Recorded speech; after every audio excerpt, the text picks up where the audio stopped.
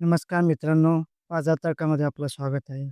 आज आपण भारतातील ऊर्जा, इन्फ्रा, एआय टेक, एफ-एम-सी-जी आणि रिटेल क्षेत्रातील मोठ्या अपडेट्स पाहणार आहोत. आजच्या व्हिडिओमध्ये आपण जाणून घेणार आहोत के-पी-आय ग्रीन एनर्जीचे मोठे प्रोजेक्ट्स, एन-टी-पी-सी ग्रीन एनर्जीची सौर क्षमता वाढ, Inox wind revenue guidance, RPP इन्फ्राला मिळालेला 205 कोटीचा ऑर्डर, एच-सी-एल टेकचे vision X 2.0 AI platform, united बेवरेजचा राजस्थान प्रकल्प आणि नायकावर के ब्युटी ब्रँड लॉन्च.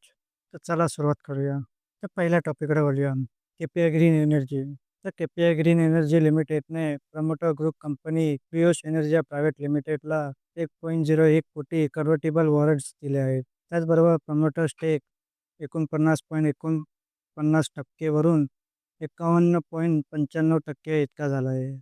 म्हणजेच मेजॉरिटी कंट्रोल आहे. आणि विंड प्रोजेक्ट अचिव्हमेंट बघितला तर कंपनीने गुजरातमधील भुज येथे 92.4 मेगावॅट विंड प्रोजेक्ट पूर्ण केला आहे. आता पुढील बातमी एन-टी-पी-सी ग्रीन. तर एन-टी-पी-सी ग्रीन एनर्जी लिमिटेडने खावडा टू सोलर प्रोजेक्टमधील 165 मेगावॅट क्षमता सुरू केली आहे. तर भारताच्या क्लीन एनर्जी मिशनसाठी मोठे पाऊल आहे.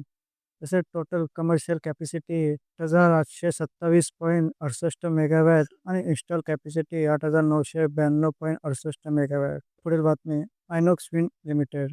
तर आयनॉक्स विंड लिमिटेडने फायनान्शियल सर्व्हिस रेव्हेन्यू टार्गेट 5,000 कोटी आणि 9 महिन्यात 3,200 कोटी, तसेच क्वार्टर फोरमध्ये आवश्यक 1,800 कोटी इतकं आहे. आता पुढील बातमी आर-पी-पी इन्फ्रा प्रोजेक्ट लिमिटेडला स्पोर्ट्स डेव्हलपमेंट ऑथॉरिटी ऑफ तामिळनाडूकडून 205.89 कोटीचा ऑर्डर मिळाला आहे.